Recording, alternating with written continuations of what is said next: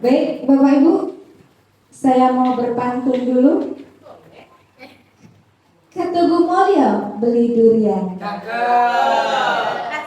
mampir ke warung beli es batu. Hai Bapak Ibu sekalian, saya ucapkan Assalamualaikum warahmatullahi wabarakatuh. Waalaikumsalam warahmatullahi wabarakatuh. Lanjut. Naik sepeda beli pepaya, tidak lupa membeli tahu. Mantap.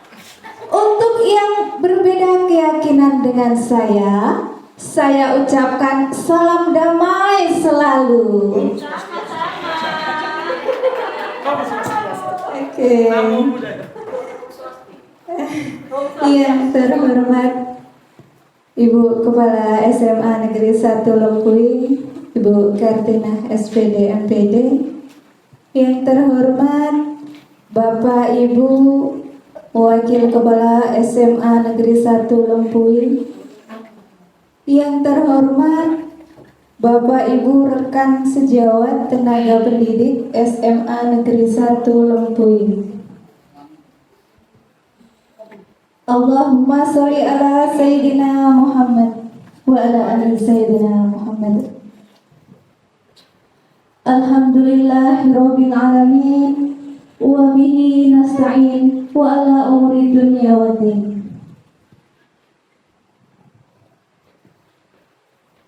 Alhamdulillahirabbil alamin. Puja dan puji syukur kita panjatkan kehadirat Allah Subhanahu wa Ta'ala, yang mana pada pagi hari ini kita masih diberi limpahan kesehatan dan keselamatan, sehingga kita masih bisa berkumpul di ruangan ini untuk menginvestasikan waktu kita untuk memperoleh ilmu dengan paradigma terbaru dalam program pendidikan guru penggerak Angkatan 9 Kabupaten Ogan Komering Ilir, Sumatera Selatan, dengan saya Ibu Sumiati SPD IGR sebagai calon guru penggerak dari SMA Negeri 1 Lempuing. Beribu terima kasih saya ucapkan kepada Ibu Kepala Sekolah dan rekan-rekan semuanya atas berkenan hadir dalam acara ini. Sholawat beserta salam senantiasa kita curahkan kepada junjungan kita Nabi Agung Muhammad Sallallahu Alaihi Wasallam, yang telah membawa kita dari zaman kegelapan menuju zaman terang benderang, dan yang selalu kita nantikan syafaatnya ila yaumil qiyamah. Amin Allahumma amin. Bapak Ibu yang saya hormati, pada kesempatan kali ini saya akan membacakan susunan acara kita. Yang pertama, pembukaan. Yang kedua, menyanyikan lagu Indonesia Raya. Yang ketiga, sambutan kepala sekolah. Yang keempat, pemaparan materi diseminasi budaya positif. Yang kelima, penutup dan doa. Marilah kita buka acara kita pada hari ini dengan melafazkan basmalah. Bismillahirrahmanirrahim. Acara selanjutnya menyanyikan lagu Indonesia Raya. Hadirin dimohon berdiri.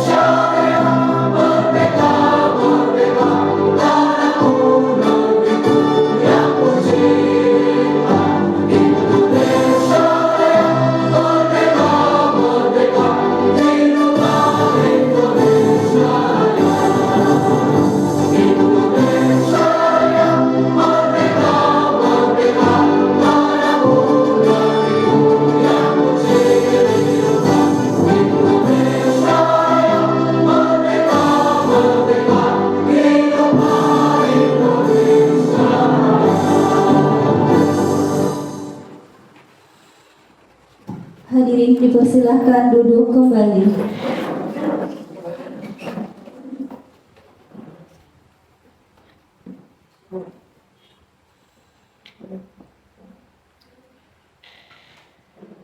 Acara yang ketiga, sambutan Kepala SMA Negeri 1 Lempuy. Kepada yang terhormat Ibu Kartina SPD MPD, kami silahkan.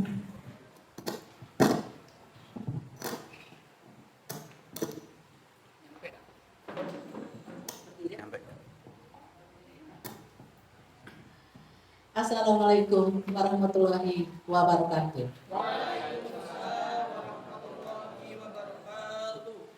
Selamat pagi menjelang siang buat teman-teman yang non-muslim. Salam sejahtera buat kita semua. Yang kami hormati Bapak Ibu Wakil Kepala Sekolah, yang kami hormati juga Bapak Ibu Guru yang sudah sempat hadir pada hari ini.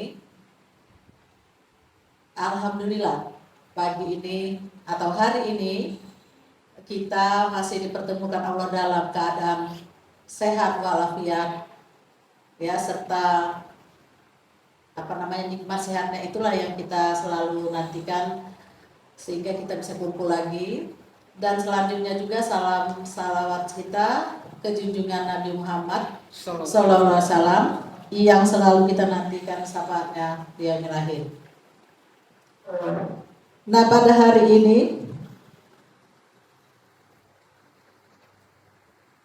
ada salah satu calon guru penggerak di sekolah kita, Bu Sumiati. Maaf saya menyebut ya, beliau secara tidak langsung sudah mengharumkan nama sekolah karena beliau sudah menjadi salah satu calon guru penggerak. Nah, dan saya harapkan di sekolah calon penggerak ke-10, ke-11 dan seterusnya, saya harap ikut semua. Ya, jadi bukan cuma satu yang ada di SMA Lempuy. Ya, mudah-mudahan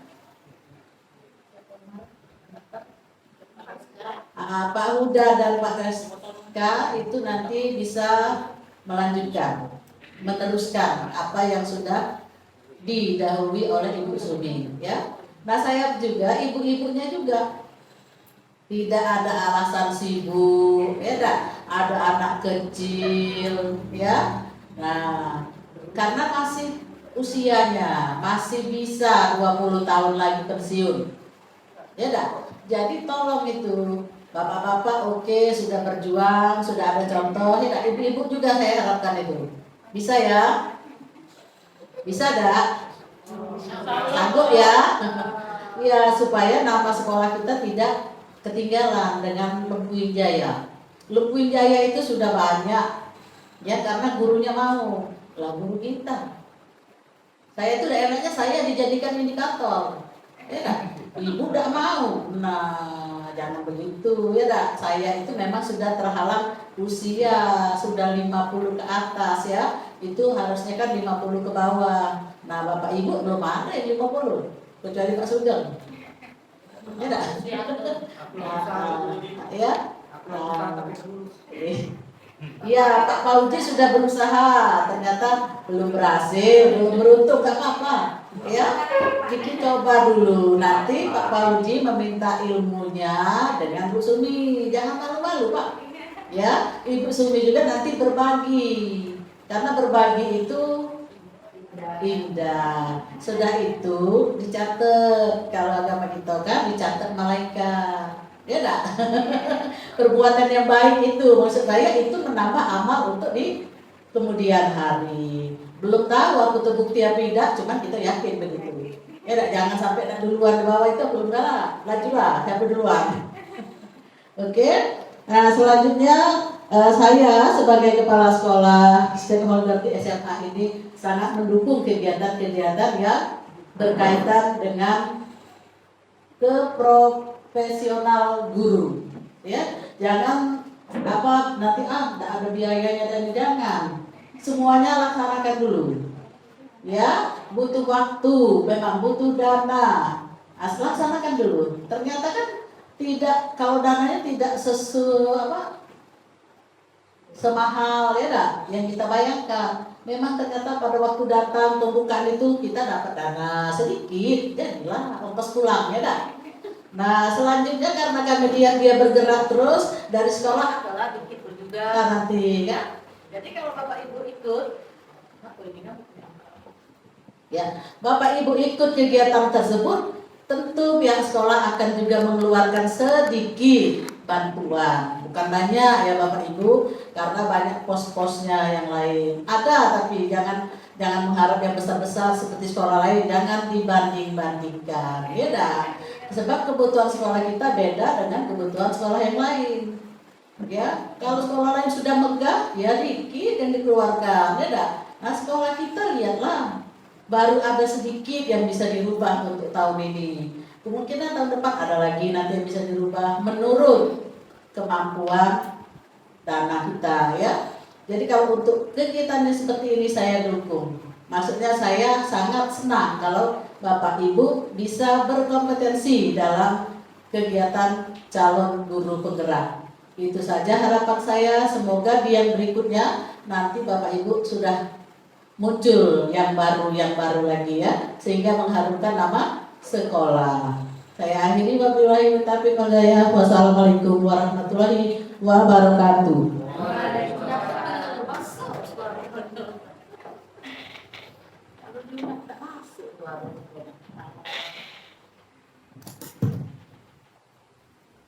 Diucapkan terima kasih atas sambutan Ibu Kepala SMA Negeri 1 Lempuy. Terima kasih atas dukungan yang diberikan kepada calon guru penggerak di SMA Negeri 1 Lempuy. Semoga Bapak Ibu guru yang lain termotivasi ya Bu ya. Semoga kita bisa menjalankan kerjasama dan kolaborasi untuk mewujudkan visi dan misi di SMA Negeri 1 Lempuy ini. Baik Bapak Ibu, acara yang inseminasi budaya positif itu.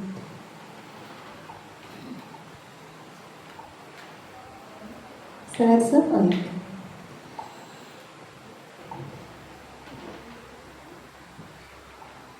Diseminasi budaya positif itu merupakan aksi nyata di modul 1.4 pendidikan guru penggerak. Jadi seluruh Indonesia Bapak Ibu itu semua melaksanakan diseminasi budaya positif pada modul 1.4 ini. Jadi apa itu nanti budaya positif, apa saja yang akan dibahas, kita akan bahas ke selanjutnya nanti.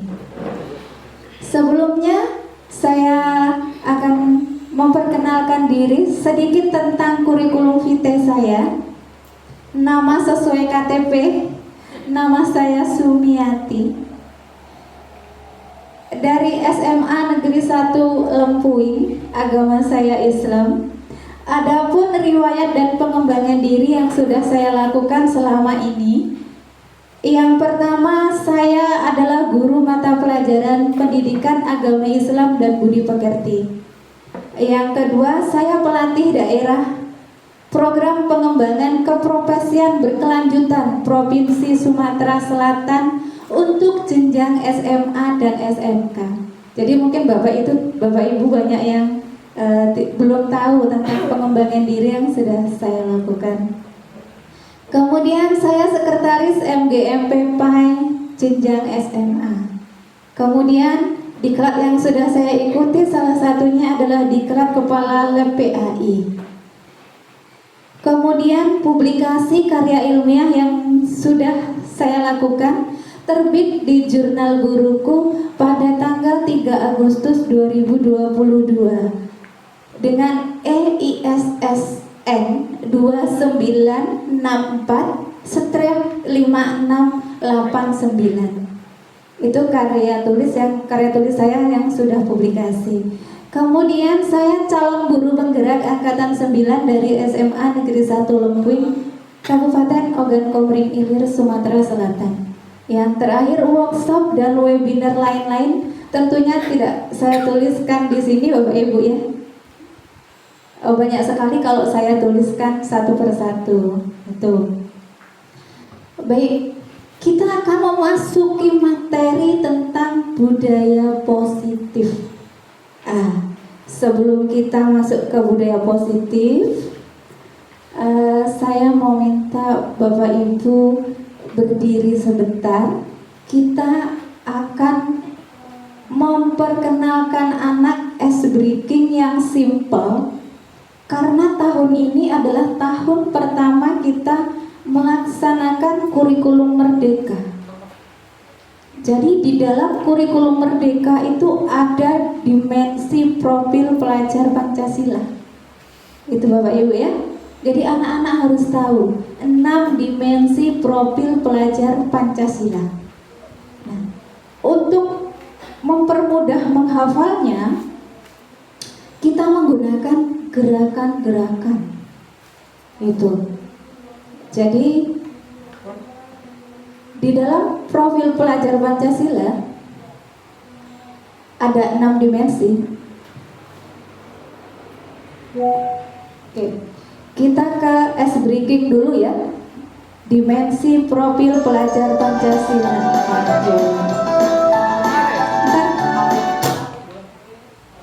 Oke, jadi begini Bapak Ibu, gerakannya. Pelajar Pancasila beriman dan bertakwa pada Tuhan Yang Esa dan berakhlak mulia hati berakhlak mulia. Gambar hati, tangan kita bentuk gambar hati. Dan berakhlak mulia, berkebinekaan global, gotong royong, mandiri, kreatif dan bernalar kritis. Kreatif dan bernalar kritis. Oke, itu wajib kita ajarkan kepada murid-murid kita Bapak Ibu ya, agar murid kita tahu kita ini kurikulum apa sih Bu? Kok ada P5, nggak pernah belajar? Bukan, itu ada dimensinya. Itu ya Bapak Ibu. Jadi pelajar Pancasila beriman dan bertakwa pada Tuhan Yang Esa dan berakhlak mulia, gambar hati, berkebinekaan global bulat, gotong royong mandiri, kreatif dan bernalar kritis. Gitu ya. Mungkin kalau saya lihat gerakannya kalau nggak pakai mic seperti ini. Sebentar ya. Pelajar Pancasila beriman dan bertakwa pada Tuhan dan berakhlak mulia, berkebinekaan global, gotong royong mandiri, kreatif dan bernalar kritis. Gitu ya. Oke, siap. Hadirin dipersilahkan berdiri.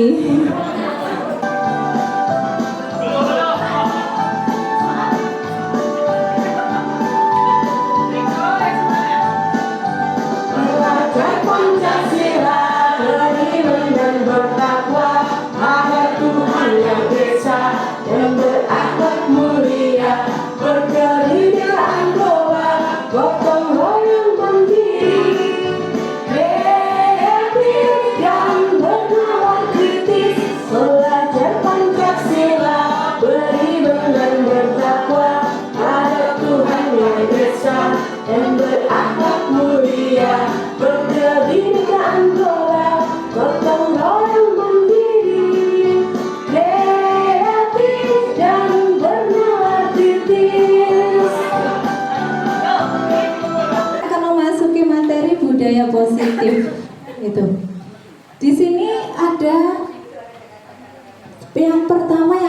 kita bahas yaitu tentang disiplin positif. Oke. Selain disiplin positif, ada teori motivasi, perilaku, hukuman, dan penghargaan. Tetapi kita ke arah sana dulu. Yang pertama, disiplin positif, nilai kebajikan universal, teori motivasi, perilaku, hukuman, dan penghargaan. Kemudian keyakinan kelas, kebutuhan dasar manusia dan dunia berkualitas, 5 posisi kontrol restitusi, kemudian penerapan segitiga restitusi. Nah, itu akan kita bahas satu-satu. Itu ya Bapak Ibu ya. Oke, kita lanjut ke budaya positif, ke bagian disiplin positifnya Pak. Sebelum kita memasuki disiplin positif, kita saat ini sedang memasuki perubahan paradigma Bapak Ibu. Paradigma baru yang di kurikulum kemarin kita dasarnya stimulus dan respon. Tapi kalau di kurikulum saat ini, kurikulum merdeka, dasar kita itu adalah teori kontrol. Itu dasarnya teori kontrol. Jadi terjadi perubahan paradigma dari teori stimulus dan respon menjadi teori kontrol. Jadi itu dalam perubahan paradigma teori kontrol ini, kita mengacu pada pemikiran filosofi Ki Hajar Dewantara. Itu filosofi Ki Hajar Dewantara, di mana beliau mengatakan bahwa sebagai seorang guru, kita itu diibaratkan sebagai seorang petani yang memiliki peranan penting untuk menjadikan tanamannya tumbuh subur. Guru akan memastikan bahwa tempat tumbuhnya tanaman adalah tanah yang cocok untuk ditanami. Jadi Ki Hajar Dewantara mengatakan, kita ambil contoh perbandingannya dengan hidup tumbuh-tumbuhan seorang petani.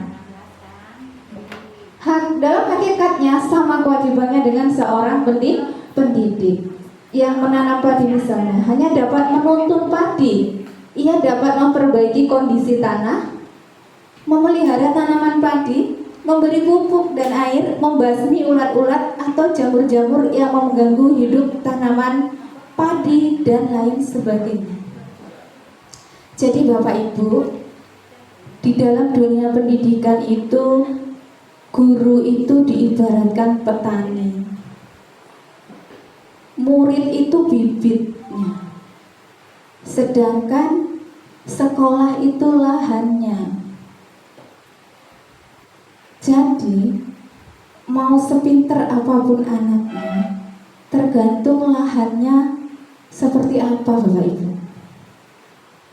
Mau sebagus apapun bibitnya, kalau lahannya tidak mendukung, petaninya tidak telaten, itu nggak panen. Itu. Jadi kita ini guru itu diibaratkan petani. Kita hanya membimbing, menuntun murid sesuai dengan kodratnya. Tentu saja kodrat alam yang sudah melekat pada diri seorang murid. Itu. Jadi kita diharapkan menjadi guru yang menuntun murid. Kalau dalam guru penggerak itu namanya menghamba pada murid. Itu. Jadi dalam perubahan paradigma ini adalah pendidikan yang memihak pada murid. Itu ya Bapak Ibu ya. Jadi kita menciptakan sekolah yang aman, nyaman, tentram, damai untuk murid. Tentunya kita sendiri harus bahagia dulu. Itulah kenapa kalau dalam guru penggerak itu salam dan bahagia. Jadi gurunya itu harus bahagia dulu, baru kita bisa menjadi pendidik yang membuat murid kita nyaman. Itu. Oke. Kata disiplin itu artinya belajar. Kata disiplin artinya belajar. Disiplin diri dapat membuat sesuatu yang dihargai dapat membuat seseorang menggali posisi menuju kepada tujuan yang mulia. Sesuatu yang dihargai dan bermakna. Dengan kata lain, disiplin diri juga mempelajari bagaimana cara kita mengontrol diri dan yang mengacu pada nilai-nilai yang kita hargai agar tercapai tujuan mulia yang diinginkan. Itu tadi Bapak Ibu ya. Jadi untuk mencapai tujuan itu kita harus mempunyai motivasi intrinsik, motivasi dalam diri kita sendiri. Tadi sudah saya jelaskan bahwa di kurikulum Merdeka yang diawali dengan kata M itu artinya mulai dari di diri. Ada motivasi intrinsik, ada kemauan dari kita sendiri itu. Nah, ini tadi adalah perubahan tabel stimulus respon dengan teori kontrol. Pertama, stimulus respon itu adalah realitas atau kebutuhan kita sama. Kalau teori kontrol, realitas dan kebutuhan kita berbeda. Jadi pada kurikulum saat ini Bapak Ibu, kita tuh nggak mengejar sesuatu yang sama, yang seragam gitu. Terus orang yang berbeda dianggap musuh, itu bukan. Perbedaan itu suatu anugerah. Perbedaan itu hasanah. Setiap orang melakukan sesuatu itu punya tujuan.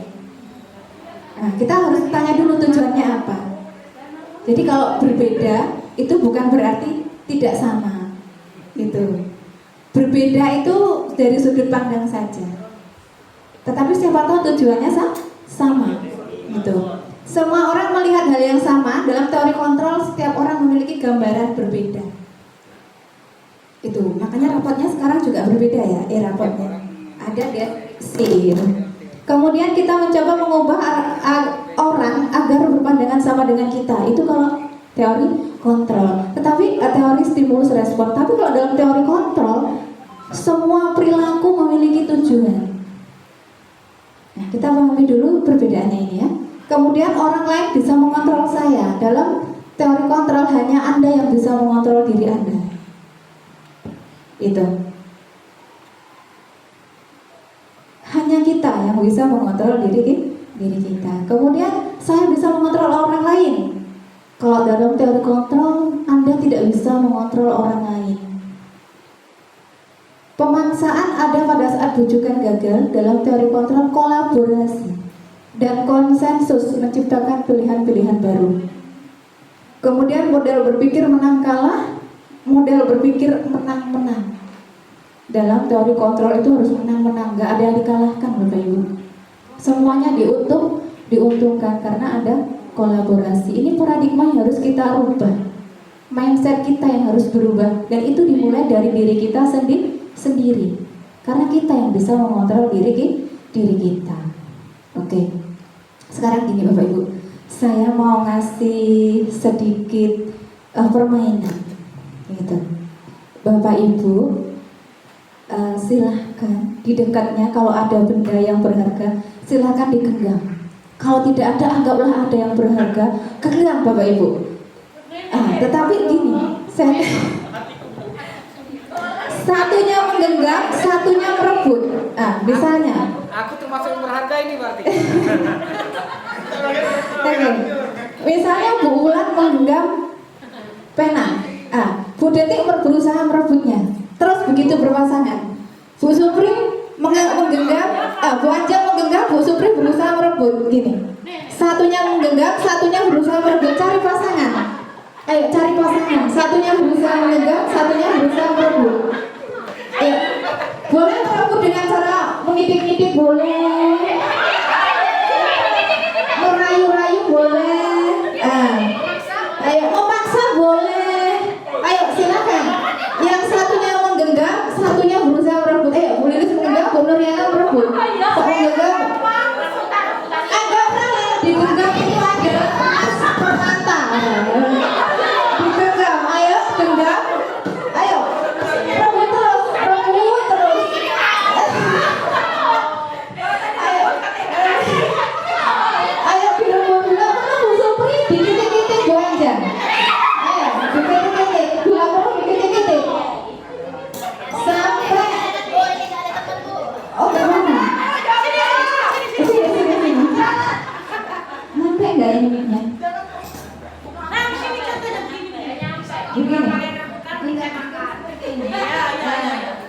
genggam, saya rebut. Kamu pertahankan terus ya, saya rebut terus, ketik. Oh, nggak boleh. Nah, seperti itu. Pokoknya satunya berusaha menggenggam sekuat tenaga, satunya berusaha merebut dengan berbagai macam cara. Ayo. Gimana? Sudah dilakukan? Oh, sudah. Kalau sudah dilakukan,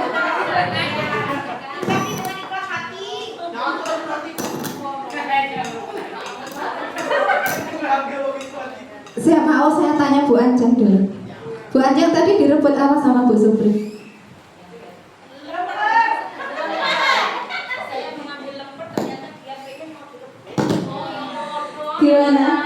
Gimana perasaan, apa yang Bu Anjang lakukan agar yang Bu Anjang genggam tidak bisa direbut Bu Supri? Mempertahankan sekuat tenaga. Mempertahankan sekuat tenaga. Kasih tepuk tangan buat Bu Anjang. Jadi mempertahankan sekuat tenaga, apa yang mau direbut? Kalau Bu Supri yang mau merebut, apa yang Bu Supri lakukan?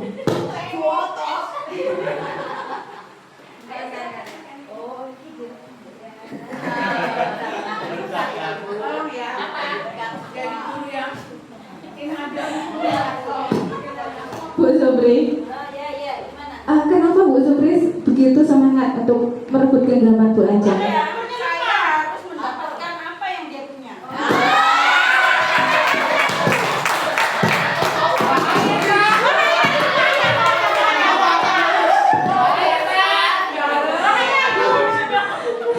Betul sekali. Bu Supri pokoknya berusaha mendapatkan apa yang dia inginkan, yang dimiliki Bu Anjang. Kemudian saya tanya lagi, kemudian tadi nyerah atau bertahan Bu Anjang? Saya tetap bertahan. Mempertahankan hak saya.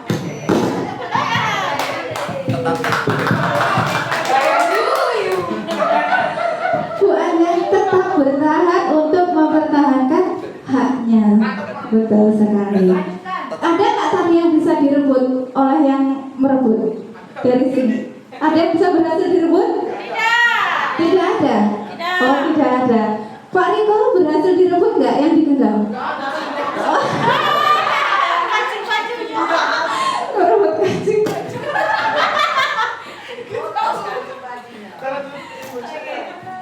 Jadi benar sekali Bapak Ibu ya. Dalam teori kontrol itu rebut dan bukan. Yang mengontrol itu adalah diri kita sendiri. Yang mempertahankan itu diri kita sendiri. Bagaimanapun juga dalam dunia pendidikan juga kita sendiri yang mengontrol diri kita. Bagaimana dengan tujuan-tujuan yang mau dicapai? Kita lah kontrol diri kita sendiri, bukan orang lain. Itu.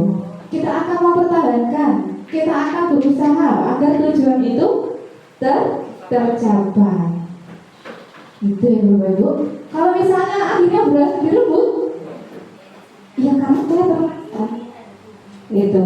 Terpaksa dalam hal ini karena melihat situasi. Apakah kita harus tetap bertahan atau menyerahkan?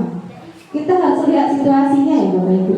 Seperti itu. Makanya saya tadi tanya, ada nggak yang sudah berhasil direbut? Gitu. Saya mau tanya alasannya apa gitu. Kok diserahkan gitu kan? Itu ya Bapak Ibu, itu tadi teori kontrol. Sampai di sini paham tentang teori kontrol ya? Oke, nilai kebajikan universal. Gitu. Ada macam-macam nilai kebajikan universal, Bapak Ibu. Misalnya, di situ dituliskan ada peduli, rajin, integritas, keterus-terangan, keberanian, kebersihan, kesantunan, tanggung jawab, dan masih banyak lagi yang lainnya. Jadi saya mau tanya ini Bapak Ibu. Bapak Ibu kalau ke sekolah naik motor, Bapak Ibu tuh pakai helm kan? Pakai helm, yang pakai helm. Oke, ini yang pakai helm nih.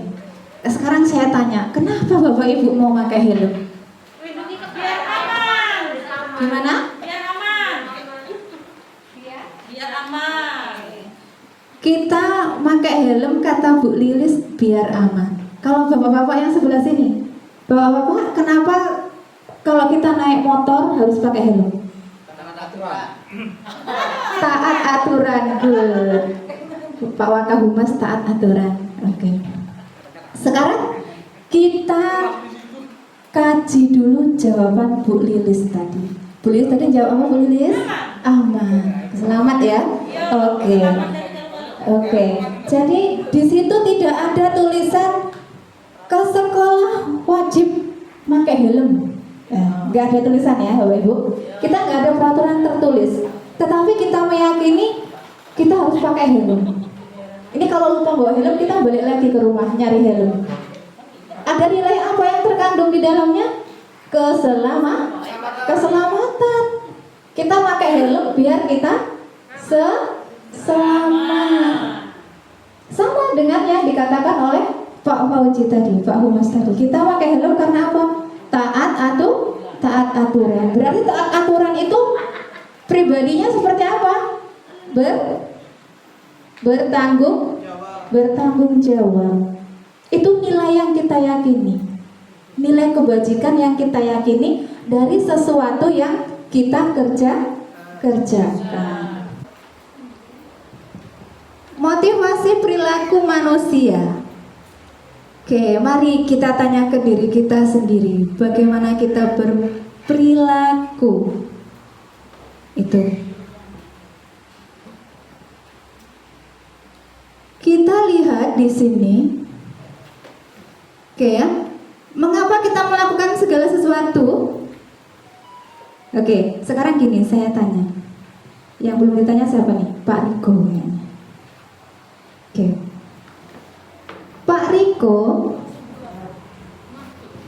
Pak Riko rumahnya jauh. Tapi Pak Riko datangnya pagi tadi? Enggak juga. Kalau Pak Riko datangnya pagi, alasannya apa Pak Riko? Agar tidak terlambat. Jadi Pak Riko kalau berangkat pagi alasannya agar tidak terlambat. Ada alasan lain Pak? Ada. Apa Pak? Memenuhi kewajiban. Memenuhi kewajiban. Mengajar. Oh, mengajar. Kewajiban Pak Riko mengajar. Yang pertama agar tidak terlambat, yang kedua memenuhi kewajiban. Kalau Pak Juni kalau datang pagi di sekolah, kenapa Pak? Karena piket. Betul sekali. Ada yang lain Pak? Banyak ya Pak ya. Alasannya karena piket. Oke. Kalau Pak Riko karena piket, berarti kalau karena piket, kalau nggak datang pagi nggak dapat honor ya Pak ya? Enggak juga. Kenapa Pak kalau piket datangnya pagi? Ya, melaksanakan kewajiban sama seperti Melaksanakan kewajiban. Pertanyaannya sulit ya Pak ya untuk dijawab. Iya, jawabannya nggak ada yang salah Pak. Jawabannya benar semua. Itu. Oke, yang pertama lihat tindakan kita melakukan sesuatu itu karena apa tujuannya. Nah, itu adalah teori motivasi. Makanya saya katakan tadi ada motivasi intrinsik, ada motivasi ekstrinsik. Itu. Jadi kalau motivasi intrinsik itu dari diri kita sendiri karena kita orangnya memang punya rasa mandiri dan bertanggung jawab. Kalau ekstrinsik tadi yaitu tadi biar dipuji kepala sekolah, gitu. Biar dapat penghargaan. Yang jadi masalah, udah telat, bisa muji. Siapa yang datang tepat? Iya. Biar apa lagi? Takut dimarah. Biar apa lagi? Biar dilihat kepala sekolah naik pangkat, naik karir ya, itu. Jadi itu termasuk motivasi ekstrinsik. Motivasi intrinsiknya yaitu dari diri kita sendiri, itu. Baik Pak. Oke.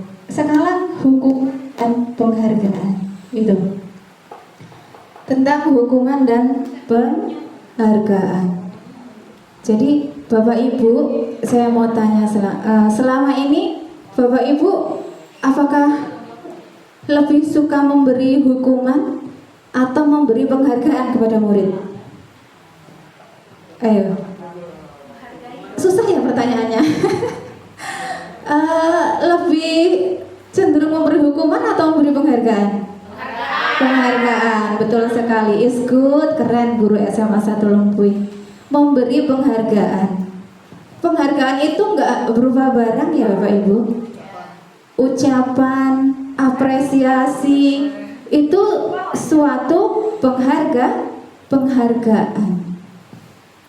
Jadi tidak seharusnya memang kita memberi hukuman itu. Alangkah baiknya kita memberi penghargaan karena tidak ada jawaban yang salah Bapak Ibu. Gitu ya. Oke. Silakan Pak dilanjut. Oke. Dihukum oleh penghargaan.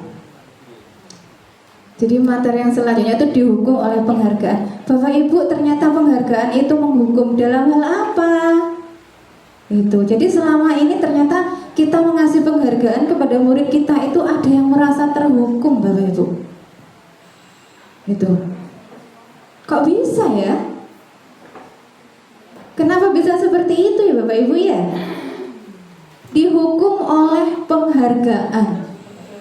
Itu. Penghargaan, pengaruh jangka pendek dan jangka panjang. Jika kita menggunakan penghargaan lagi dan lagi, maka orang tersebut akan bergantung pada penghargaan yang diberikan serta kehilangan motivasi. Jadi selama ini kalau kita misalnya ada anak yang ranking dikasih hadiah, besoknya nggak dikasih hadiah, anaknya sudah berkurang semangatnya. Betul nggak? Betul. Jadi ternyata anak itu belajar biar dapat ranking, biar dapat hadiah. Kalau nggak kita kasih hadiah, ternyata nggak belajar, ya toh? Benar nggak? Ada yang merasa seperti itu? Pernah mengalami? Kayaknya pernah deh. Oke. Kemudian penghargaan tidak efektif. Jika saya mengharapkan suatu penghargaan dan tidak mendapatkannya, maka saya akan kecewa dan berkecil hati. Itu tadi makanya kita kembalikan ke motivasi intrinsik kita. Jangan kita melakukan sesuatu karena ingin dihargai atau direspon orang dengan baik. Tidak semua yang kita lakukan akan direspon orang dengan baik, apalagi dihargai. Tetapi kita harus punya motivasi intrinsik dengan kontrol diri yang bagus tadi Bapak Ibu. Itu ya. Saya kok kayak seperti motivator. Oke, lanjut. Kemudian yang C ini masih lanjutannya ya. Yang dalam kotak sebelah kanan, penghargaan merusak hubungan. Kemarin dikasih penghargaan, sekarang nggak dipuji, aduh aku kecewa. Seperti itu murid kita. Jadi kalau kita ngasih penghargaan, minimal penghargaan itu jangan bentuk barang, tapi suatu penghargaan, kalimat support itu artinya tidak berkurang Bapak Ibu, agar tidak merusak hubungan kita dengan murid kita. Walaupun anaknya salah, tetap kamu pintar, ini bagus loh, ini udah keren. Itu ya Bapak Ibu. Ini saya izin ini, saya juga masih belajar soalnya. Kita sama-sama belajar gitu. Kemudian penghargaan menciptakan persaingan dalam kelas dan persaingan menciptakan kecemasan. Benar nggak Bapak Ibu? Di dalam kelas ada sistem ranking gitu. Ini yang biasanya ranking 1 jadi ranking 2 itu jadi cemas. Gitu. Waduh, ini saya nggak ranking lagi ini. Kemudian akan melakukan berbagai macam cara belajar segala macam agar bisa kembali ranking 1. Ini yang disebut dengan penghargaan itu dihukum dengan penghargaan. Jadi ternyata penghargaan itu menimbulkan persaingan dan kecemasan. Nah itu. Kemudian penghargaan mengurangi ketepatan. Penghargaan menurunkan kualitas. Saya jelaskan tadi bahwa kalau nggak dikasih penghargaan, ternyata kualitas belajarnya menurun. Kalau nggak dikasih hadiah misalnya, nggak dapat hadiah aja, malas belajar. Murid kita akan mengatakan seperti itu. Kemudian penghargaan mematikan kreativitas. Seperti hukum Gosen itu, kalau dalam ekonomi kan semakin dipenuhi kebutuhannya maka akan semakin nol nilai kepuasannya. Betul nggak Bu Supri? Betul, Bu Supri guru ekonomi. Kemudian penghargaan menghukum, jelas dari yang sudah saya jelaskan ini tadi. Kemudian jika suatu penghargaan diharapkan namun ternyata tidak mendapatkannya, maka akan merasa terhukum, kecewa. Coba saya nggak melakukan ini, ngabisin waktu, segala macam, gitu ya. Pola pikir anak akan seperti itu. Kemudian semua itu harus disiasati dengan kita menanamkan motivasi intrinsik kepada anak didik kita, kepada murid-murid kita. Jadi nak, kamu berprestasi itu bukan karena untuk mendapatkan penghargaan, bukan karena ingin dipuji, tapi kamu bertanggung jawab atas masa depan kalian sendiri. Itu. Next, Pak. Keyakinan kelas. Keyakinan kelas. Sebelum kita membuat keyakinan kelas, kita membuat dulu peraturan kelas, Bapak Ibu. Jadi sebelum kita belajar, kita memulai kelas, pembelajaran di kelas, kita harus membuat peraturan kelas dulu. Kalau peraturan kelas itu masih mengandung kata negatif, misalnya kata negatifnya itu apa ya? Bisa dikasih contoh nggak? Misalnya ini Pak Riko aja lah, Pak Riko. Yang lain, Pak Nasrullah, Pak Nasrullah. Contoh peraturan kelas Pak Nasrullah.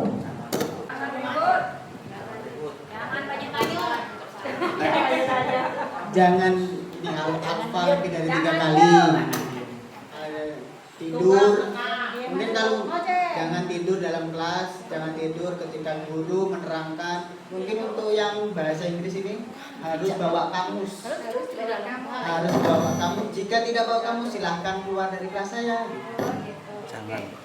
Itu pelajaran Bahasa Inggris. Terima kasih untuk Pak Nasrullah. Itu kalau bahasa Inggris.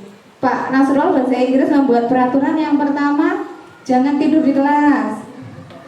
Kemudian harus bawa kamus ya Pak ya. Oke, kalau nggak bawa kamus harus keluar kelas. Oke, kita kasih tepuk tangan dulu dong buat Pak Nasrullah.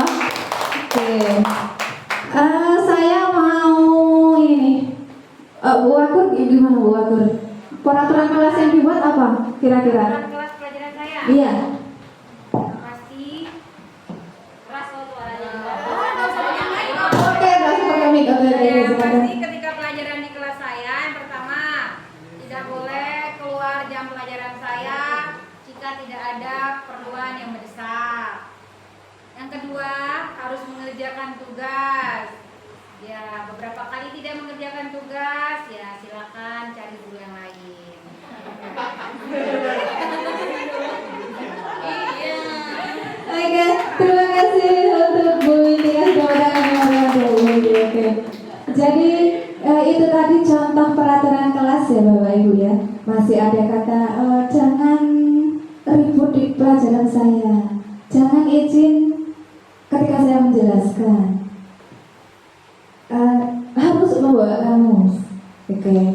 Sekarang itu tadi peraturan ya, peraturan. Kemudian dari peraturan kelas itu kita akan menjadikan suatu keyakinan kelas. Tadi keyakinan kelas itu kan sesuatu yang diyakini ya Bapak Ibu ya. Tidak tertulis tetapi dijalankan karena kita merasa terikat itu ya. Saya contohkan tadi kenapa kok sekolah bawanya helm. Betul nggak? Karena apa? Biar keselamatan. Oke. Sekarang kita lihat langkah-langkah membuat keyakinan kelas. Jadi sekarang itu Bapak Ibu, dari peraturan kelas kita harus menjadikannya ke keyakinan kelas. Kalau peraturan itu bisa menggunakan kata-kata yang negatif, misalnya jangan, tidak, harus. Nah, dalam kurikulum Merdeka itu sudah tidak dianjurkan. Tapi harus menggunakan kata-kata yang positif. Misalnya jangan ribut ketika pelajaran saya. Kita rubah kalimatnya. Jangan menggunakan kata jangan ribut waktu pelajaran bahasa Inggris misalnya. Dilarang ribut pelajaran bahasa Inggris. Itu kita rubah Bapak Ibu menjadi suatu keyakinan kelas dengan kata apa kira-kira? Berpartisipasi aktif dalam kegiatan pembelajaran bahasa Inggris atau pembelajaran kimia. Jadi kita tidak disarankan untuk menggunakan kalimat negatif. Kata jangan, kata tidak, kata harus itu dieliminasi. Kita ganti dengan kalimat yang positif. Itu ya, yang harus kita rubah paradigmanya. Dilarang ribut. Oh, sudah tidak boleh Bapak Ibu. Jangan ribut di kelas saya. Itu sudah tidak boleh. Iya, arahnya ke lebih mengajak kalimat positif. Iya. Intinya kalimat positif itu dirubah menjadi kalimat negatif itu dirubah menjadi kalimat positif. Itu yang harus kita terapkan, kita rubah di sekolah kita. Jadi itu ya untuk membuat peraturan kelas dan kita rubahnya dalam keyakinan kelas. Kita gunakan kalimat yang positif. Misalnya apalagi dilarang membuang sampah sembarangan. Kita rubah menjadi kalimat positif apa? Bu Supri kira-kira?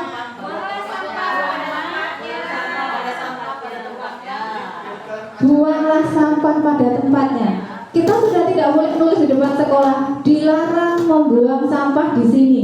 Sudah tidak boleh. Tapi harus kalimat buanglah sampah pada tempatnya. Itu ya Bapak Ibu ya. Mungkin ini sedikit demi sedikit yang harus kita rubah untuk menjadi budaya positif di sekolah kita.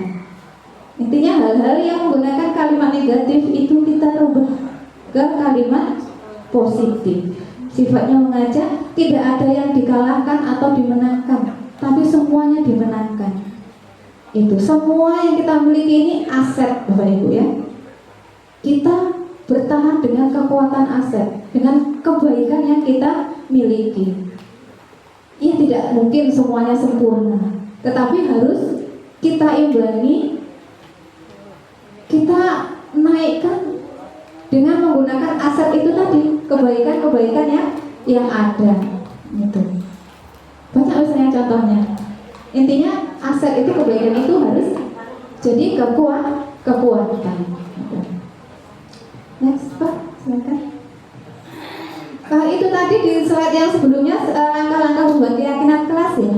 Lebih selanjutnya nanti bisa saya berbagi ilmu kalau misalnya sedang di luar forum ini. Kemudian 5 kebutuhan dasar manusia dan dunia berkualitas.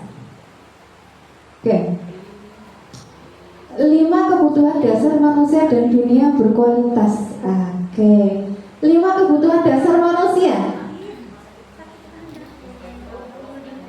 Yang pertama, kebutuhan untuk bertahan hidup, survival. Kemudian kasih sayang dan rasa diterima, love and belonging. Kemudian yang ketiga, kebebasan atau freedom. Yang keempat, kesenangan atau fun.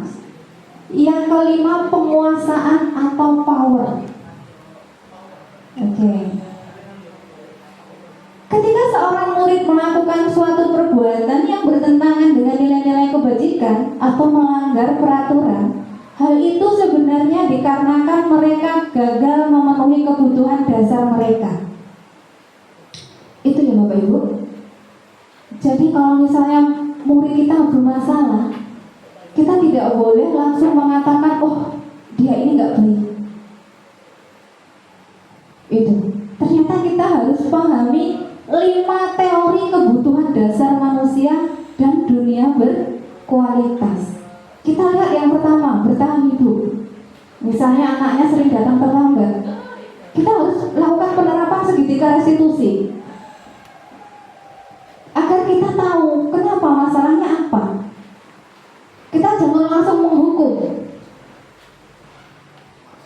Tanya dulu,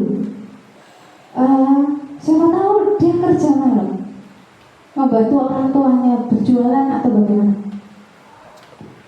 Oke, kemudian rasa kasih sayang atau diterima, mungkin dia tak diperhatikan karena mungkin keluarganya broken home di rumah. Kemudian kebebasan atau freedom, mungkin mereka terkekang di rumah karena nggak bisa keluar, di mana-mana diawasi oleh orang tuanya. Kemudian kesenangan, karena banyak tekanan di rumah, dia mau happy di sekolah dengan melanggar peraturan. Kemudian penguasaan atau power. Oke. Bisa jadi anak kita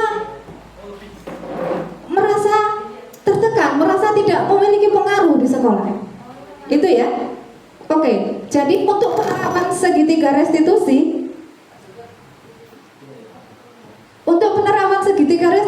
kita lihat tayangannya Pak, penerapan segitiga restitusi. Contoh penerapan apa? Oke, bisa kita lanjut, kita ke ice breaking sebentar ya Bapak Ibu. Ice breaking senam maju mundur ini judulnya.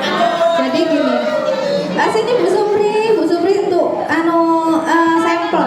Sini Bu Supri. Karena kita harus proaktif. Ini Bu Supri, sini. Ini nanti saya kasih tahu, tenang aja. Sini Bu Supri, di mana? Oh sini. Sini. Ini Bu Supri, saya Bu Supri. Bu Supri di belakang saya sini. Oke. Ya. Dua.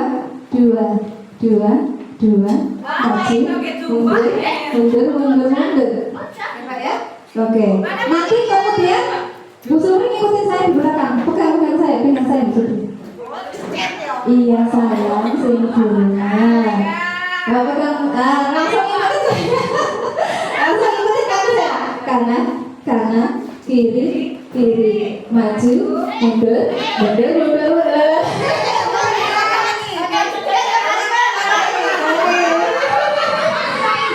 Nanti saya maju, bukan ikutin terus gitu. Lihat itu. Oke ya.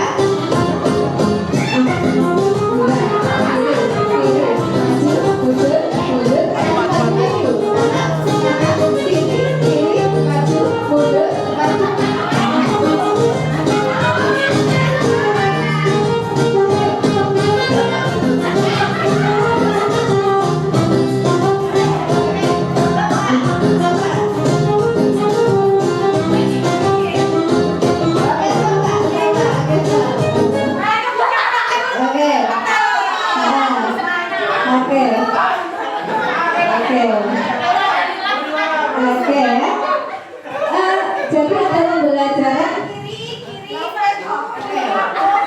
Bisa diulang lagi Pak Indo, kita perhatikan ya. Yang jelas ada pembelajaran di dalam SBK ini. Oke. Sini.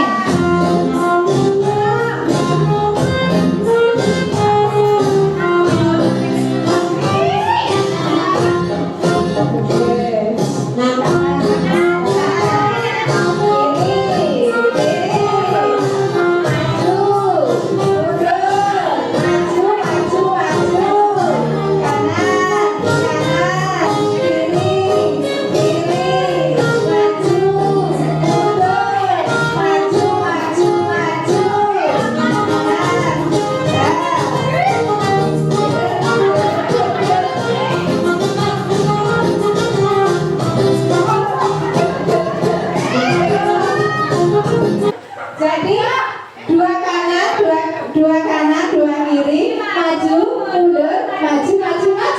Majunya 3 kali ya. Oke, nanti saya jelaskan ada hikmah apa dari SBK ini. Jadi gini, siapa yang di depan? Ibu-ibu dulu ya, bapak-bapak. Oke, ayo silakan.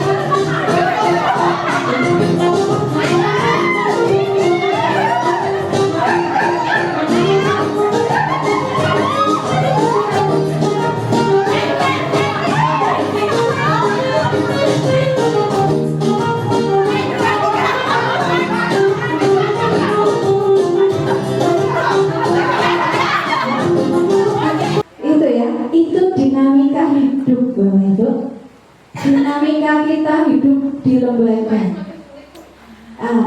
Sulit sepertinya sama, mudah sepertinya, tetapi kita untuk kompak itu susah sekali. Masih aja nggak bisa, ya. Karena kita masih menggunakan 1 minggu ya. Oke. Iya, itulah dinamika kita hidup berkolaborasi, Bapak Ibu. Ada aja yang nggak sama gitu, tetapi kita harus menyikapinya dengan bahagia. Oke, kita lanjut ke 5 kebutuhan dasar manusia. Tadi ini adalah bagannya. Kemudian sekarang dunia berkualitas. Kemudian kita tentang dunia berkualitas. Dunia berkualitas itu adalah tentang tempat khusus yang ada dalam pikiran Anda. Gitu. Tempat kita menyimpan gambaran representasi dari semua yang kita inginkan. Apakah kita menginginkan hal-hal yang berkualitas atau bagaimana? Oke. Tentunya kita sebagai guru, kita ingin memasukkan hal-hal yang bermakna, nilai-nilai kebajikan yang hadiri ke dalam dunia berkualitas murid-murid kita.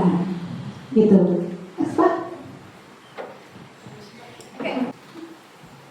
Sebagai guru kita punya 5 posisi kontrol. Yang pertama penghukum. Yang kedua, ada yang sudah pernah mendengar? Pemberi rasa bersalah.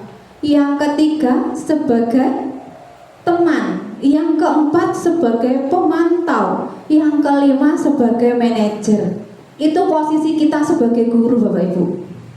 Ada posisi sebagai penghukum, pemberi rasa bersalah, teman, pemantau, manajer. Sekarang saya tanya, Bapak Ibu ada di posisi mana kira-kira ya?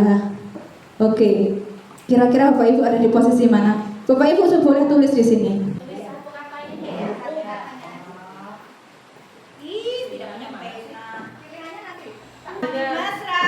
Nah, kita tempel di sini. Bapak Ibu yang sudah selesai boleh ditempel di sini ya Pak Ibu. Ini Bu Windy sebagai teman. Apanya? Oh, Bu Srianti belum dapat. Jangan kebalik ya, Pak Ibu.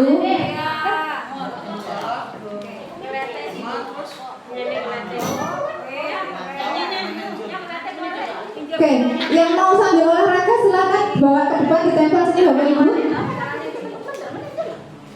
5 posisi kontrol. Yang pertama penghukum, pembuat rasa bersalah, kemudian teman, pemantau, manajer. Bapak Ibu sebagai siapa selama ini? Oke.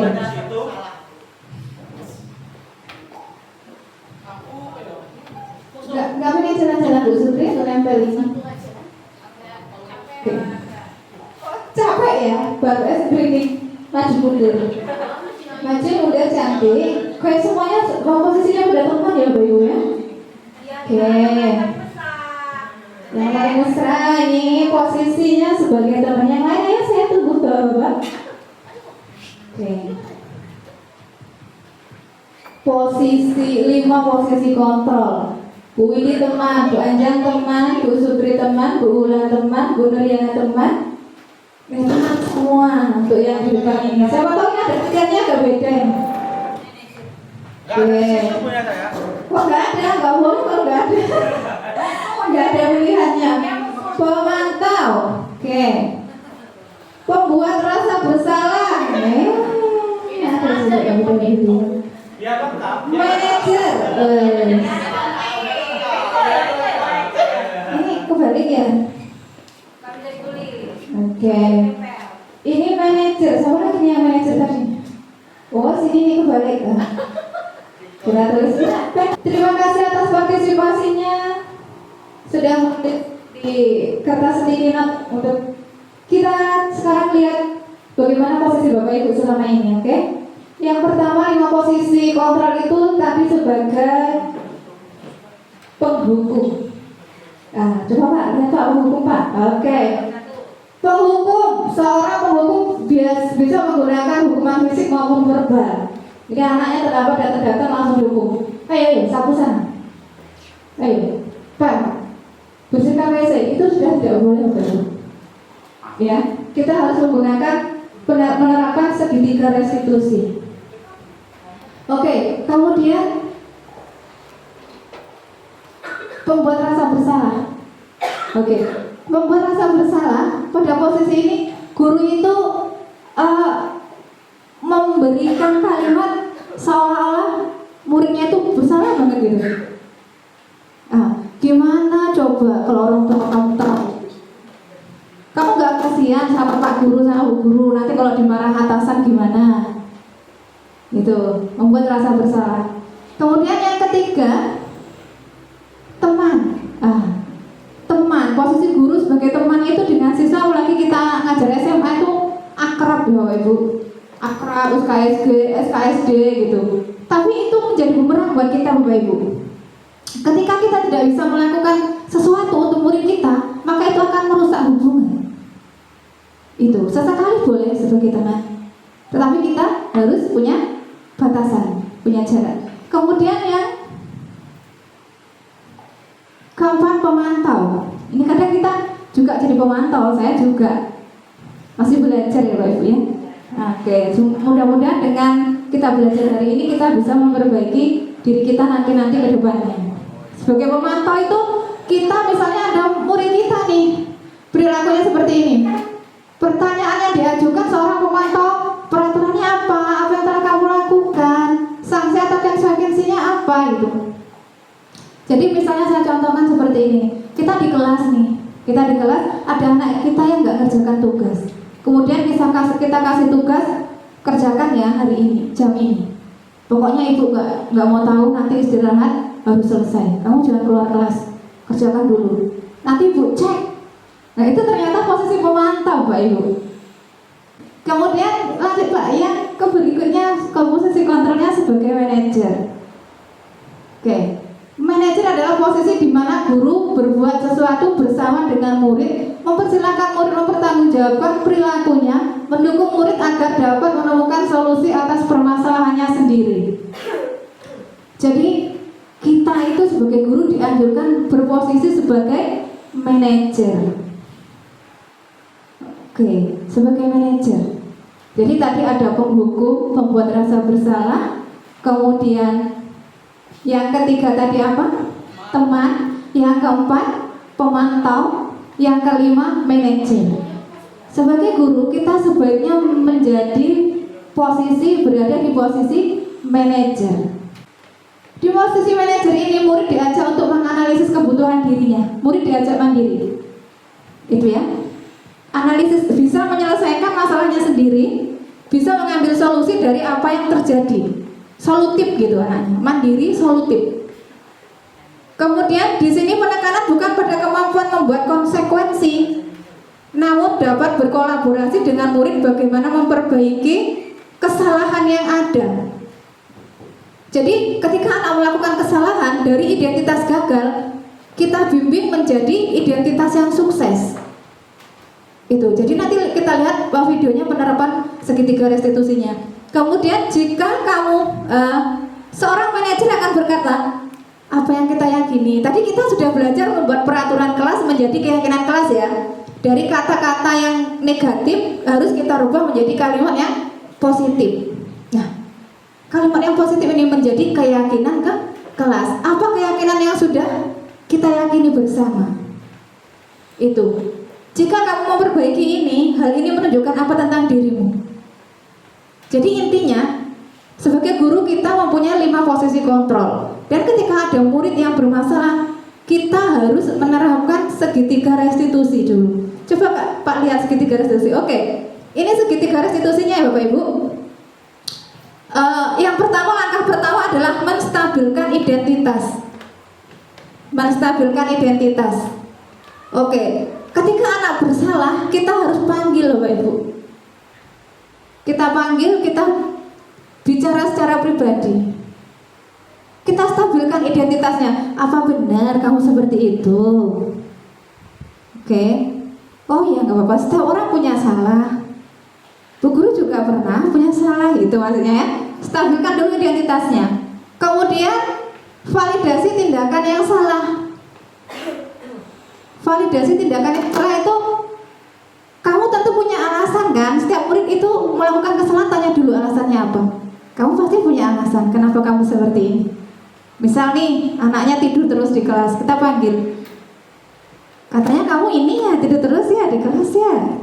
Tetapi dengan kalimat kalimat restitusi, kalimat positif Bapak Ibu. Kalimat yang tidak membuat jiwa anak down. Gitu. Kemudian, adakah cara yang lebih efektif untuk mendapatkan apa yang kamu butuhkan? Ini masih validasi kesalahan, validasi tindakan yang salah. Kemudian kita menanyakan keyakinan kelas. Tadi kita membuat keyakinan kelas mengubah kata negatif menjadi positif. Kamu keyakinan kelas yang telah kita sepakati apa? Gitu. Kamu ingin menjadi orang yang seperti apa? Gitu. Oke, kita lihat contohnya ya. Kita lihat contoh penerapan segitiga restitusi. Assalamualaikum Bu Sumi. Waalaikumsalam. Contoh penerapan segitiga restitusi. Baik. Oke. Kamu tahu kan kenapa Ibu panggil ke sini?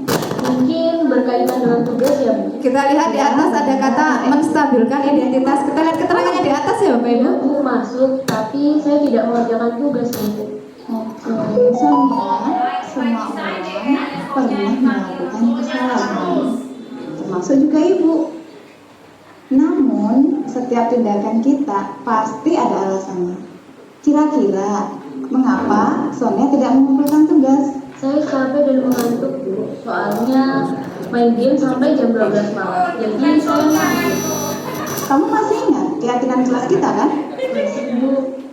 Kalau masih ingat, kira-kira yang kamu lakukan itu sudah sesuai dengan keyakinan kelas kita belum?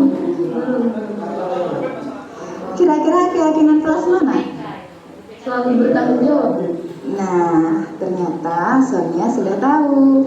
Lalu, apakah kamu punya solusi untuk masalah ini? Iya Bu, pertama saya minta maaf karena tidak mengumpulkan tugas. Kedua, saya tidak akan tidur terlalu malam lagi. Dan yang ketiga, saya akan mengerjakan tugas dari Bu Sumi dan akan saya kumpulkan besok. Baiklah. Ibu apresiasi untuk tanggung jawabmu. Dan sekarang kamu boleh kembali istirahat. Terima kasih Bu, saya permisi. Sama-sama ya. Lihat ya Pak ya. Oke, slide berikutnya Pak. Oke, tadi menstabilkan identitas Bapak Ibu ya. Kalimat yang digunakan. Pertama, bagian dasar dari segitiga bertujuan untuk mengubah identitas murid dari orang yang gagal menjadi melakukan kesalahan menjadi orang yang sukses. Jadi ketika anak melakukan kesalahan, kita jangan langsung mendownkan, jangan langsung menyalahkan. Tanya dulu, kenapa gitu. Kita lihat alasannya ini. Berbuat salah itu nggak apa-apa, cuma gitu loh, gitu ya. Saya juga pernah melakukan kesalahan seperti itu. Gitu. Nah, itu kalimat-kalimatnya. Kemudian selanjutnya Pak, ini kemudian validasi tindakan.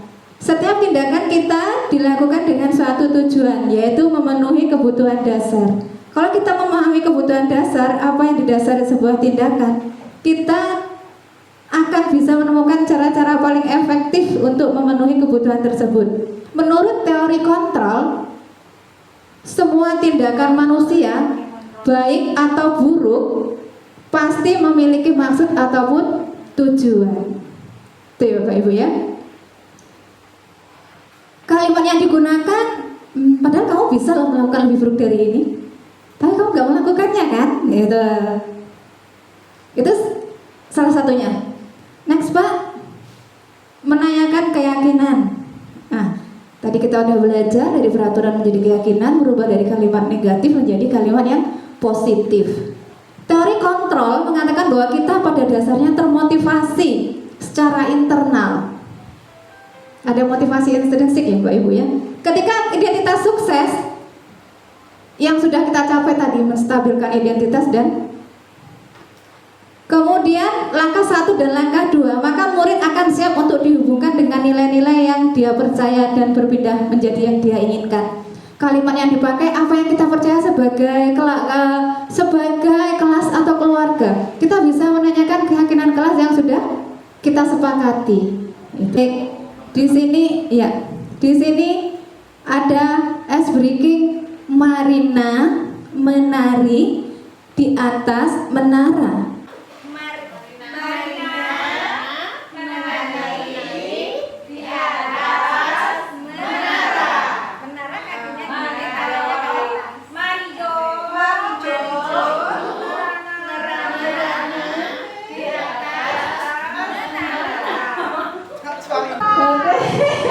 Konsentrasi, oke.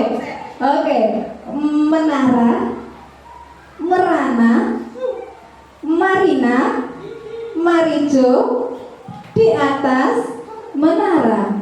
Oke, menara, menara, merana, menari, marina. Oke, tepuk tangan. Oke, ya. Oke, itu tadi ya Bapak Ibu. Oke, jadi kenapa kita tadi pakai ice breaking seperti itu, Bu? Kira-kira kenapa? Habis merana. Biar nggak merana. Oke. Kenapa kita pakai ice breaking itu? Artinya di dalam ice breaking itu ada nilai-nilai Bapak Ibu bahwa kita itu harus fokus tentang tujuan kita.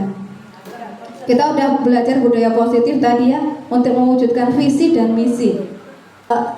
Saya mengucapkan terima kasih dengan segala kerendahan hati. Saya juga masih belajar. Jadi kita sama-sama belajar itu. Saya juga baru menerapkan sedikit ilmu diterapkan, sedikit ilmu diterapkan. Insya Allah kita kedepannya menjadi lebih baik. Dunia kita berkualitas. Gitu ya Bapak Ibu ya. Oke, terima kasih. Untuk acara keempat ini saya tutup dengan pantun nih, saya berpantun. Oke, Cikini ke gondang dia. Oke.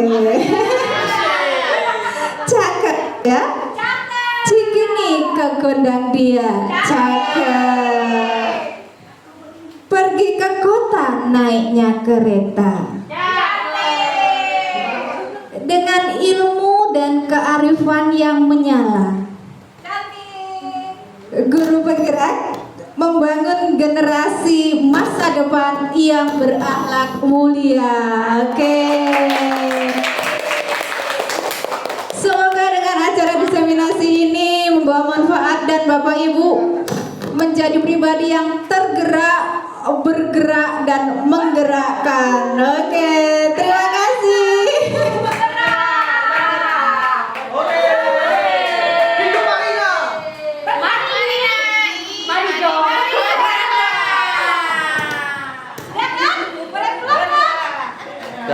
Oke, saya akhiri. Assalamualaikum warahmatullahi wabarakatuh. Acara yang kelima yaitu penutup.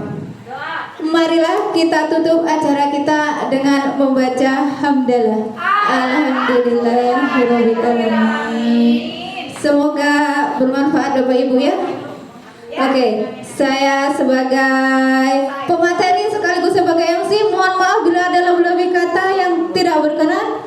Saya akhiri billahi taufiq wal hidayah. Wassalamualaikum warahmatullahi wabarakatuh.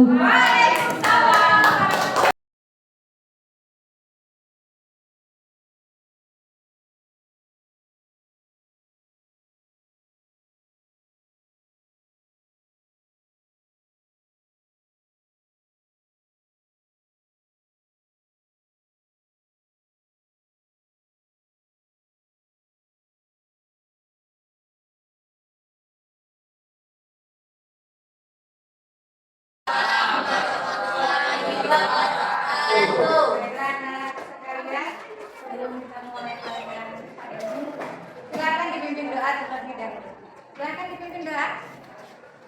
Untuk mengawali pelajaran pada pagi hari ini, alangkah baiknya kita berdoa menurut agama dan kepercayaan masing-masing. Berdoa mulai.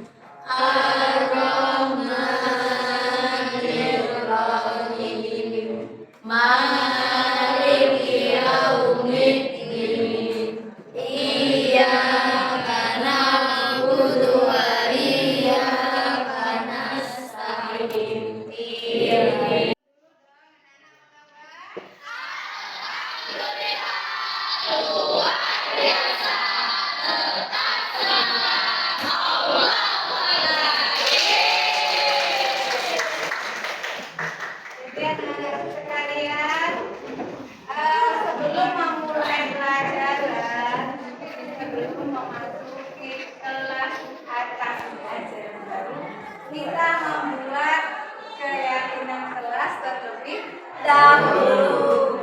Nanti kalian boleh mencurahkan pendapat kalian di kertas sticky note yang Ibu berikan. Jadi sebelum keyakinan kelas itu terwujud, kita buat dulu peraturan kelas. Jadi saya bagikan sticky note-nya, kalian melakukan curah pendapat. Apa kira-kira peraturan yang akan kita terapkan di kelas kita nanti? Setelah itu baru kita ambil kalimat positifnya untuk dijadikan keyakinan kelas. Itu ya? Iya. Oke. Jadi saya bagikan kalimatnya. Awas ya, jangan lupa balik nih. Ini ada lemnya. Ini ada lemnya yang nanti akan ditempel di sini. Oh ya Bu. Itu ya.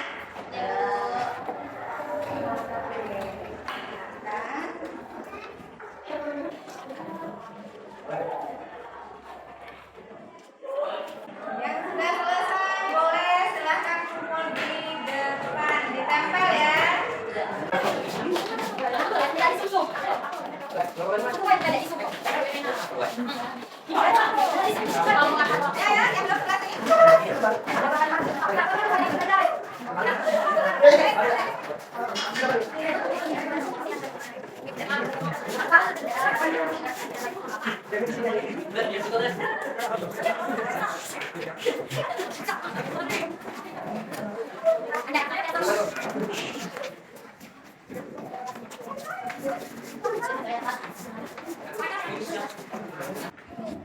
Siapa yang tahu apa itu keyakinan kelas? Siapa? Oke, Mbak Niken. Ayo, apa keyakinan kelas? Keyakinan kelas yaitu di mana kita menetapkan peraturan kelas yang telah disepakati dan dijadikan sebagai budaya yang bernilai bersikap positif. Oke. Jadi dari peraturan kelas kita sepakati menjadi keyakinan kelas, kemudian menjadi budaya yang positif. Kita laksanakan itu menjadi budaya positif. Jadi kalian itu menjalankan keyakinan kelas tanpa paksaan. Ada motivasi dari dalam diri kalian sendiri. Itu ya, ada tanggung jawab. Tidak perlu dipaksa-paksa lagi, karena itu sudah menjadi keyakinan. Sampai di sini paham ya? Paham. Jadi setelah diyakini akan menjadi budaya positif yang membuat diri kalian bertanggung jawab. Motivasi itu datang dari dalam diri kalian sendiri. Oke, silakan di ini ya. Berarti yang pertama membawa api sama dibuat. Kita boleh makan jangan. Kalau ini ada mana? Kemudian bila masih dalam kelas, tadi saya mengerti karena tadi saya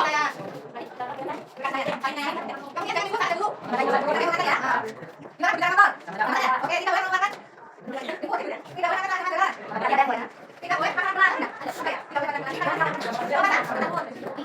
Tidak boleh makan. Ada boleh kan? Ada mana? Kemudian tidak boleh pakai tabung ya. Kalau ini enggak boleh pakai tabung. Berarti dulu kita. Oke, boleh makan sama ya. Karena ini kan sama saja ya. Karena ini kelas kita bersih dan nyaman. Kemudian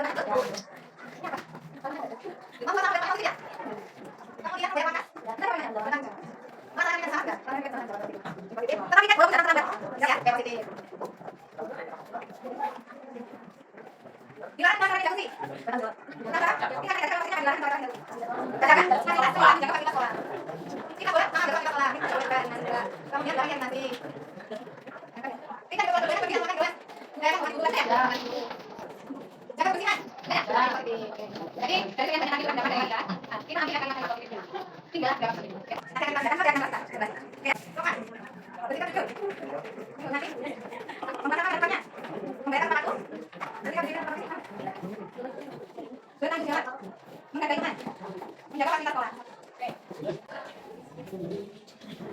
Dari beberapa kalimat positif yang kita pilih ini tadi, kita rangkum menjadi keyakinan kelas di sini.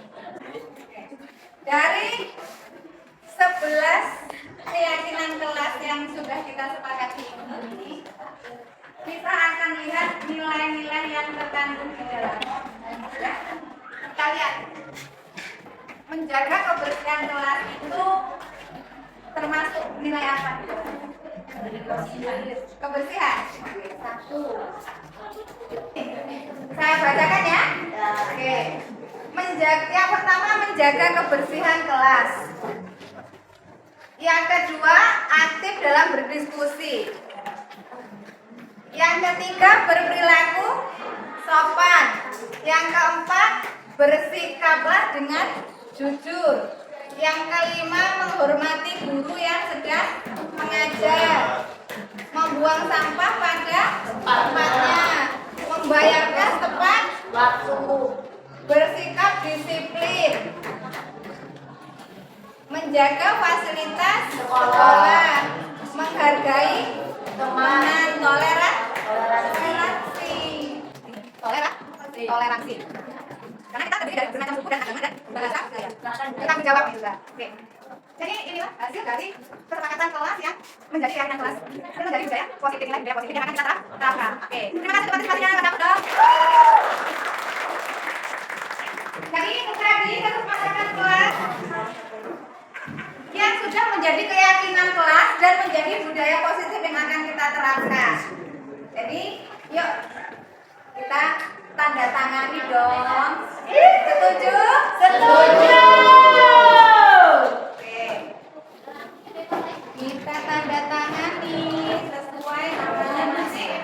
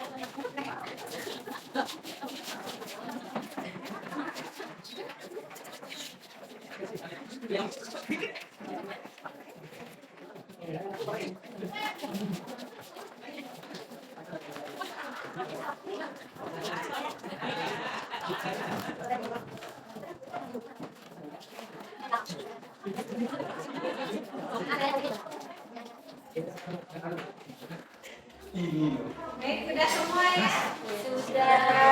Sudah semua. Hasil dari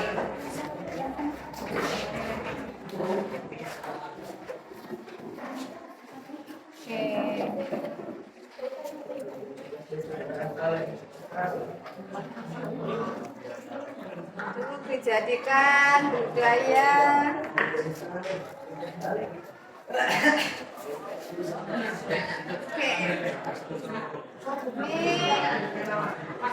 perhatikan Jadi ini nilai-nilai dari keyakinan kelas yang sudah kita sepakati untuk bisa dijalankan menjadi budaya positif. Oke. Sudah paham ya? Ya, ya. Oke, sudah disepakati bersama keyakinan kelas kita. Semoga bisa diterapkan ya. Menjadi budaya. Yang di dalamnya kamu dalam menjalankan itu ada motivasi intrinsik, motivasi dari dalam diri kalian sendiri. Ada yang mau ditanyakan? Tidak ada? Oke, kalau tidak ada yang ditanyakan, gimana? Semuanya setuju? Setuju. Oke. Kasih aplaus dong.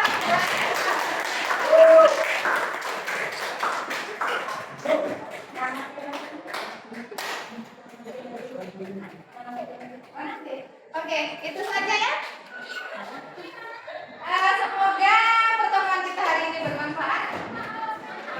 Oke, saya akhiri. Assalamualaikum warahmatullahi wabarakatuh.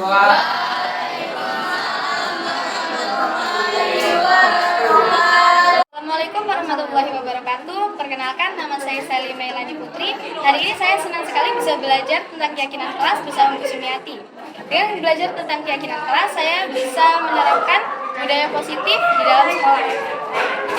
Assalamualaikum warahmatullahi wabarakatuh. Saya Niken Lana Aji. Saya sangat senang sekali dapat belajar tentang keyakinan kelas bersama Ibu Sumiati. Dengan belajar tentang keyakinan kelas, saya dapat menerapkan budaya positif di sekolah.